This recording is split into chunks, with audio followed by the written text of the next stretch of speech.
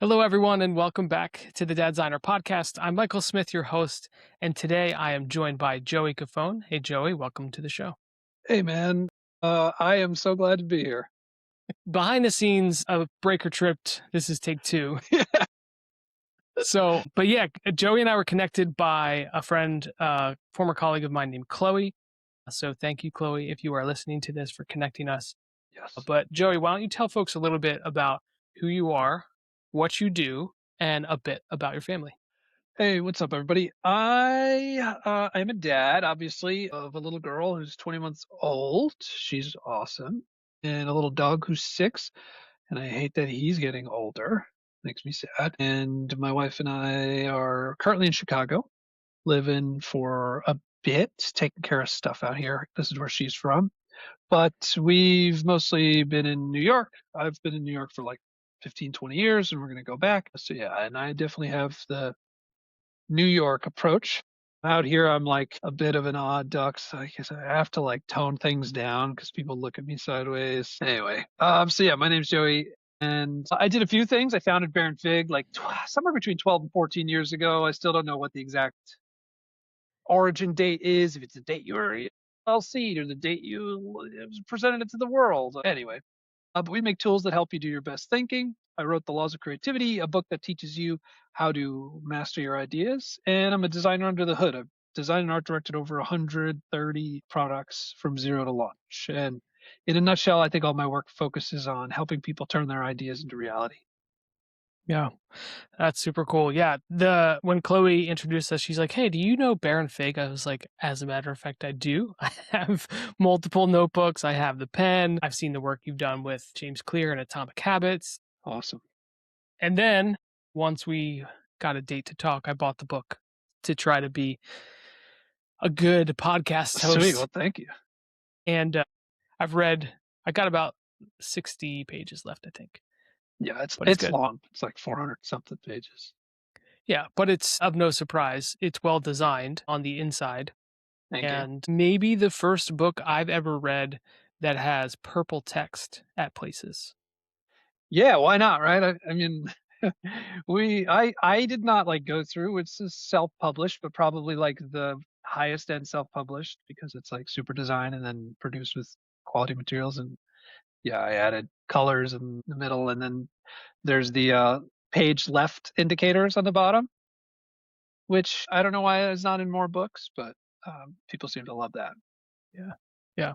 It's a good book. Why don't you tell folks a little bit about what the laws of creativity are? Well, from a high level. I could explain it, but it's probably better Sure. from you. Yeah, so I wrote The Laws of Creativity over the pandemic. I think a lot of books were born during that era. My wife was, I'd been talking about it for years, and she heard me talking over dinner, and she was like, "Yo, dude, now is the time." And I was like, "You're absolutely right." So it's a book filled with principles uncovered over years of, doing the work, research, experimenting, lessons learned, personally tested, across. I'm a designer, but I do writing, business, programming, music, drawing, sculpting, cooking, speaking, blah blah blah, blah, like the whole thing. And these are not untested at all. And these laws were sharpened through observation and conversation with top performers because I just kept seeing patterns over and over again. And so it's 39 laws. And I specifically call them laws, not principles, because they are like they're constants. And I think I get a lot of flack for folks who are, and I'm excited to hear your thoughts about this because like I intentionally named this the laws of creativity. Like it is supposed to be controversial, but also I wanted to kind of piss off people who consider themselves creative and then create an opening for people who don't, because a lot of times creatives position the laws of position creativity as magic, and it's like this otherworldly thing, and I totally think that's like just baloney. And so the book is sort of goes, dispels that in the beginning and then goes through all the things that any creative does that like anyone can learn. Yeah. Yeah. So I what do you think think so far? Yeah, go for it. Oh, it's good. It's good. I was going to say, I think last night I finished one of the chapters on practice, and it was like one of those good reminders that, like, oh, yeah, like if you want to be good at something, you have to. And I think you referenced Macklemore. And so today I was listening to Macklemore because of you. Awesome. But Yeah, it's good, and some of the laws contradict in some ways. Like this law, I can't remember the numbers, but a law in one place kind of might contradict with another one, but they still hold tension and make sense as laws. Yeah, Was and that sometimes intentional? I call it out, and You do, sometimes yeah, I don't. Yeah, sometimes in a footnote I'll be like, this is different, or I'll try to. Yeah, I mean, it also, yeah, yeah. I was aware of that. There are like, I think they contradict, or they're like two sides of a coin. Like you need to do one and then you need to do the other. Like order and chaos need to be, they're like opposites, but they're kind of required for you to oscillate back and forth, that kind of thing, to yeah, get the most. Because we all know people are just like super chaotic, and that's no good. And we know people are super disciplined, and that's also kind of just as bad. And it's the back and forth experience that I think makes special things happen. yeah, yeah, yeah. I think that's probably a better way to phrase it. Not contradiction, but two sides of the same coin. Yeah, but no, it is true because you're like, wait, did you just tell me this one thing? And then I'm like, Yeah, hey, here's another way to do it, and you got to do yeah, both. Yeah, yeah. I also was interested that the motivation chapter was good, and it seemed to lean heavy on like this built-in motivation. But I've also talked with people that are like, I have no intrinsic motivation. I'm like, I'm not really sure how to relate with you. And so like, yeah. do you think that can be learned, built, established? You know, this is the broader question about whether everyone can be creative. Oh yeah. It's like the answer is yes, you can, with like an asterisk, and the asterisk being it depends on your personality, whether the things that are accessible to everyone technically are something you can allow yourself to assimilate or employ. And so that what you're asking now is like whether or not someone can be intrinsically motivated is like it does come down to personality. And so whether or not someone can learn that, or is it natural, or is it just something that they can't do, can prevent them from doing creative things. Does that make sense? Yes. Yeah, yeah. Yeah. So, but it's tough when people are like only comparative and they never just look at themselves and figure out how to form the discipline from within. Yeah, it's tough. I can't relate at all. Yeah. I mean, I like to annihilate people. Don't get me wrong. Like I'm super competitive, and if you come at me and you're like, "Hey, I think I could beat you," I'm gonna be like, "I'm gonna kill you now." Like my one friend Matt loves to. Can we do we curse on this? Do we curse? Oh, it's fine.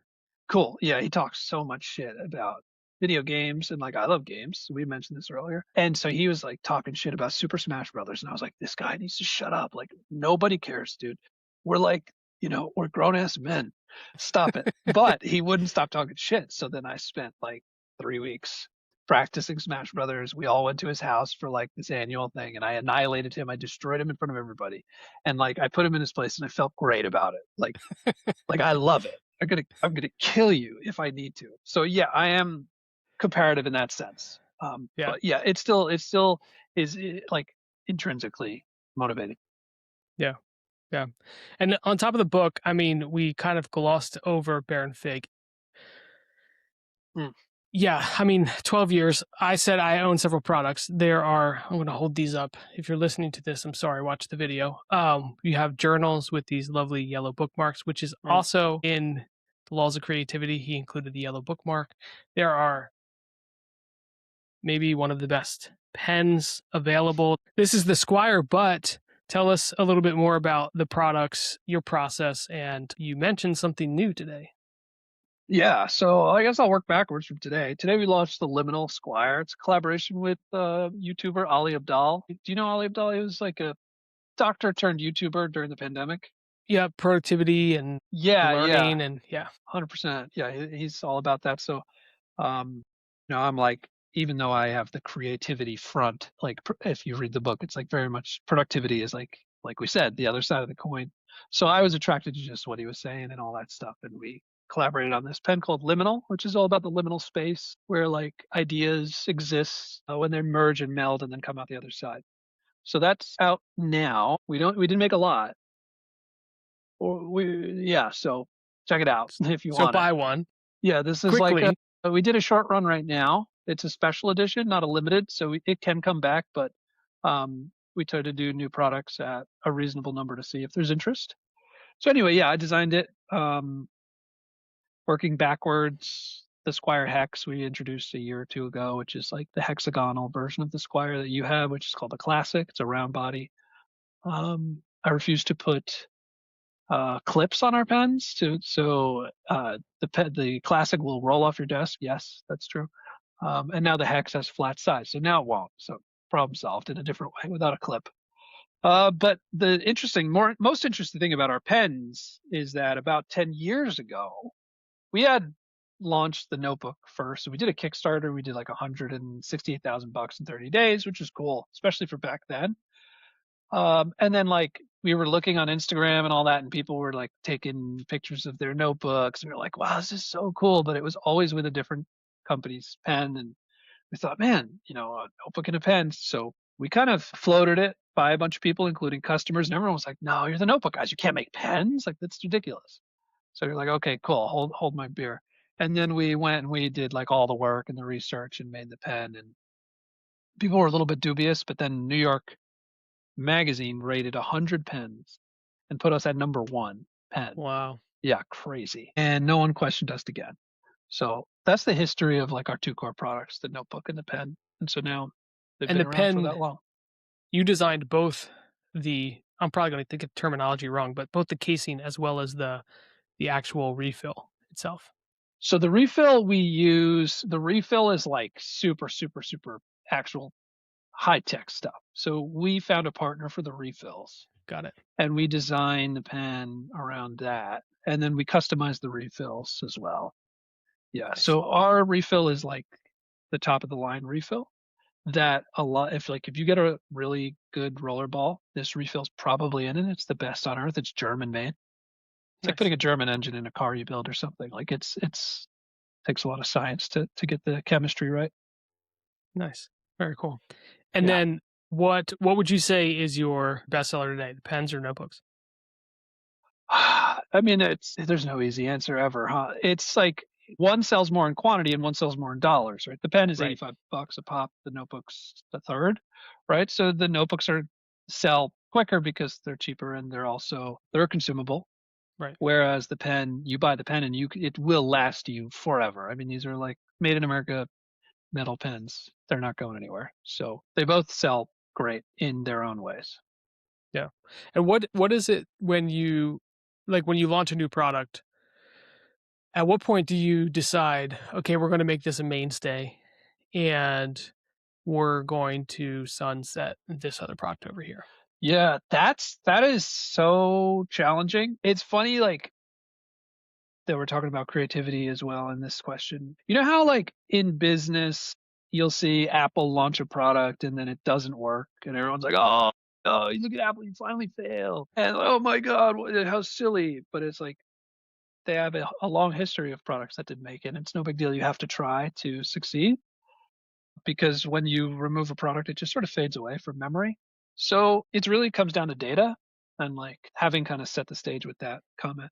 When we bring things in and out all the time to see what works, and if they don't match the quantity or the dollar velocities of like our notebooks and pens, then we're like, okay, either this falls into an accessories category or we sunset it unless it has this like really special function that it's supporting. And so we have done a lot of ancillary things over the years and we have a bunch more coming up. But yeah, we're not really afraid to kind of get rid of stuff. Like to give you an example, on our site, the navigation is pens and journals, and then there's a bunch of other stuff.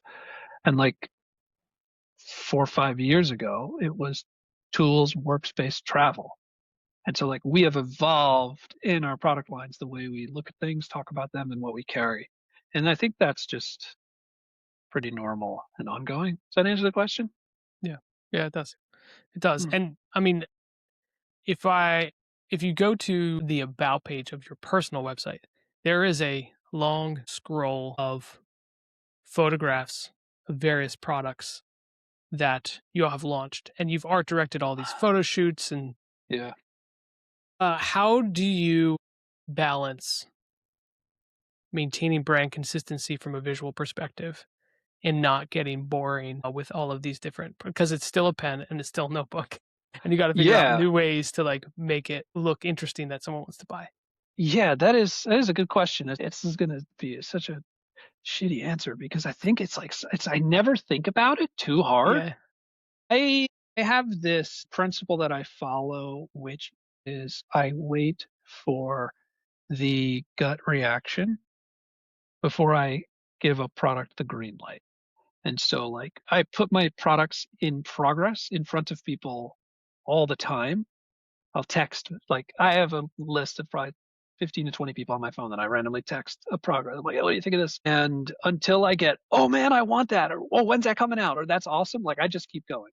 And so you combine that then with photography and consistency. I think getting back to the question directly, that my style or things I'm interested in and the ways I'm interested in expressing them tend to just feel more unified than not because it's one person who has art directed for over a decade. But I don't have like a list of principles that I follow for presenting them other than I design until, and then I do the photography and I make them until something goes, until I have that reaction inside.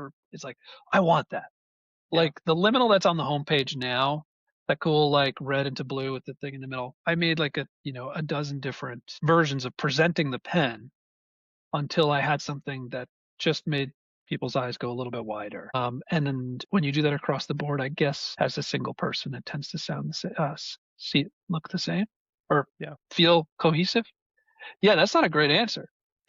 Well, no, but it opens up this thing of like, are you, so you're the sole real designer on the Barefoot team. Like there are other people with that do other roles, but like that consistent thread is almost like your personal brand through these products. Yes, yes, right now.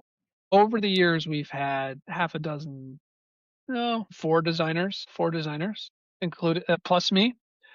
But I've art directed all of them and kind of taught them. I've like retaught them from the ground up Yeah. design, and like I am very much concept forward. So like everything starts in a notebook, unironically, and it's more about the idea than what it looks like. And when you have like a cool idea, then you can go make it pretty. And I guess, they've assimilated a lot of my preferences over time. Yeah. Yeah. But Yeah. I did design Liminal and I designed the one that's coming out in March or April. Yeah. Nice. Nice. And Yeah. how, so, I mean, it seems like there have been a couple shifts in the last 4 years. You wrote this book, had a kid, moved to Chicago, Yeah. all while, Seismic shifts. all while still carrying forth, the business. Yeah. How has that process been? Have you had to make shifts in your routines? Has your creativity been impacted positively or negatively? These are a lot of questions. Getting at the main one of like, what's changed? How are you still pressing on? Yeah. I mean, Beyonce just came into my head. I'm a survivor or whatever it is. Is that Beyonce? I think. I don't even know. I don't know. But you know the song I'm talking about. Yeah. So I mean, I'm an adaptable dude, so I'm gonna endure. I would like to think, but it is not as easy here as it was in New York. And I've learned that like part of my superpower, which I do think I am very creative, like more creative than 99% of people I've met because I've been obsessed with it my whole life, mostly unintentionally and then professionally I kind of do it. But New York City was like the sidekick where I would, you walk through the seats. Where do you live? The suburbs of Philadelphia. Cool. So like you're close to Philly, then you at least know what I'm talking about. Where you walk into any city or metropolitan area, and the stimulation is off the charts, and that just gives you so much food for thought, and so much. It introduces so much chaos into your thinking because it's constantly, other people are bringing things into your attention, whether you like it or not, and you're like learning to navigate all of that and be inspired by it and let those threads draw you. And so I don't have that now. I'm in a suburb and I do find that everything I do is a little bit harder. Everything creative I do is a little bit harder because I don't have that access to that, which is fascinating to me because I mean, I kind of like logically understood it, but now I really understand just how much that kind of stimulus can support. Yeah. Yeah, that makes sense. Cities are every time my wife and I visit a city, whether it's for a day or a weekend or whatever, we both say we might retire to a city, or like when the kids are out of the house, Hmm. this might be where we land. Just because, yeah, it's she's an artist as well, and like the stimulation, the energy. Not that nature, which I'm surrounded by here, isn't good, isn't stimulating, but that city has Yeah. a different energy.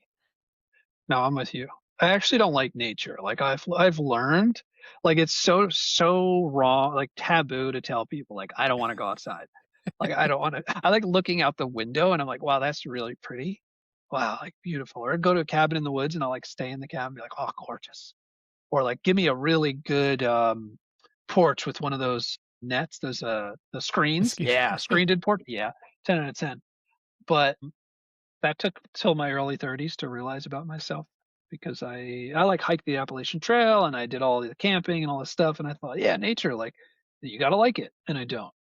It feels really good to say that now. It's like I'm sort of making a confession. Like during the pandemic, for example, we were in New York City. We had no kids. We were in a studio apartment. It was like 300 square feet.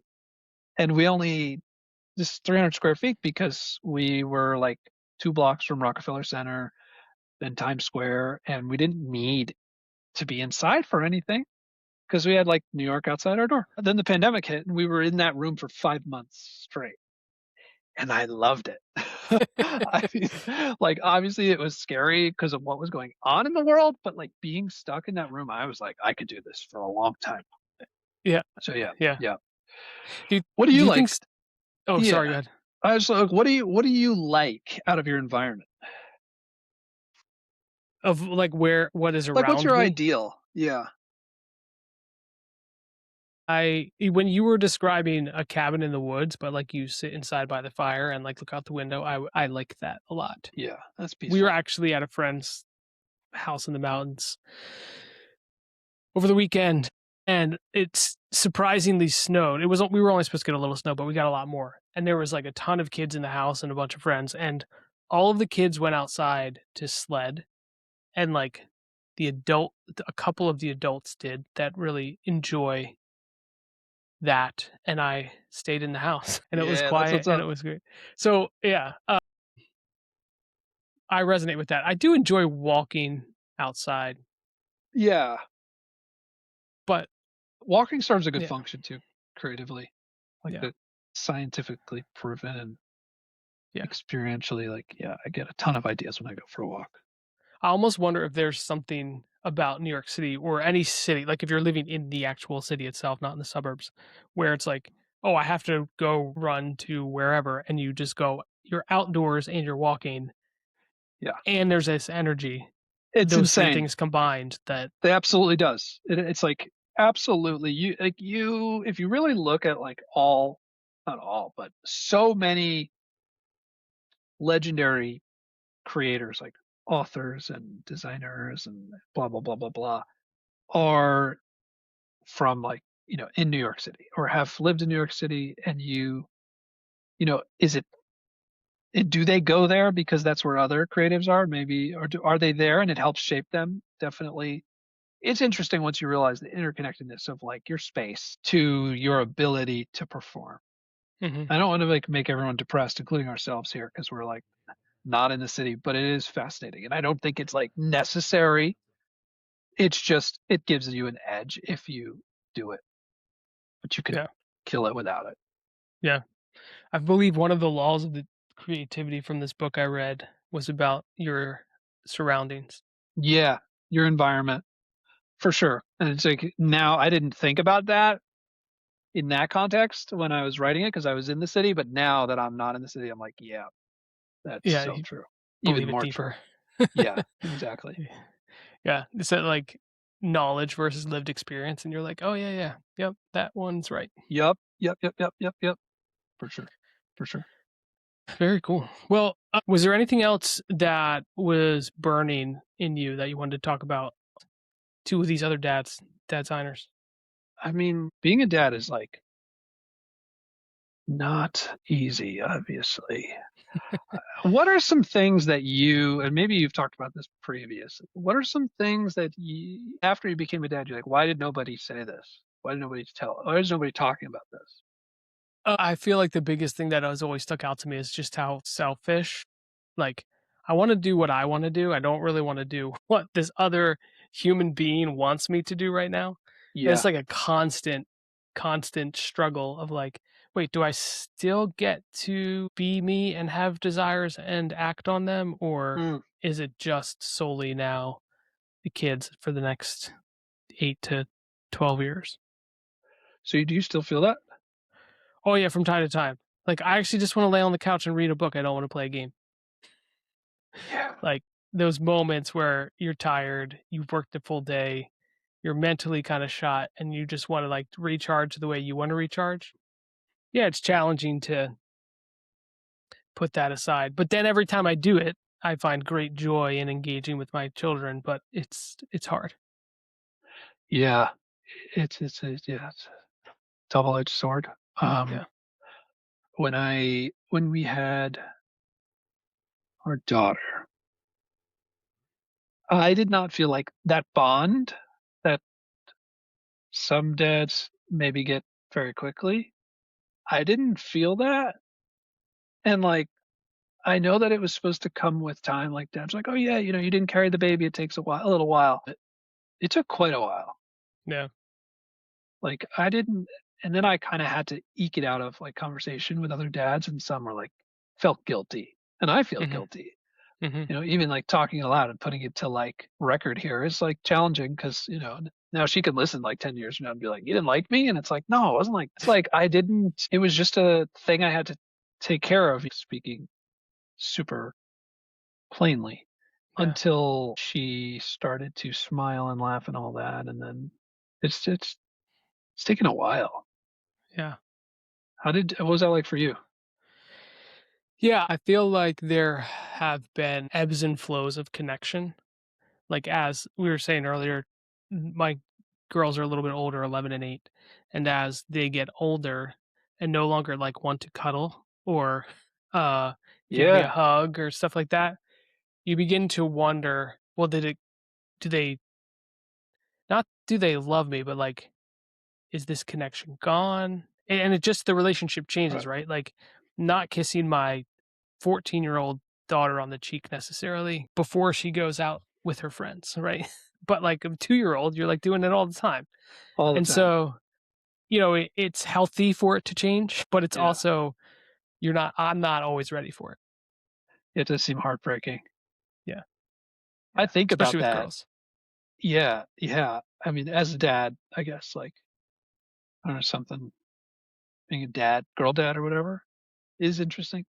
Um, yeah, I think about that where like I tell my daughter, I'm like, she doesn't really understand me yet, but I'm like, I'm giving you 1,000 kisses right now because there's going to come a time when you're not going to want me to do this at all. Yeah. And I'm like, I'm taking them now. And I'm just like, no, no, no, no. Just like, I just eating them all up. Yeah, that's in the back of my mind that that's coming. Yeah. And even if it's years away, it's like, I definitely cry more now. Yes.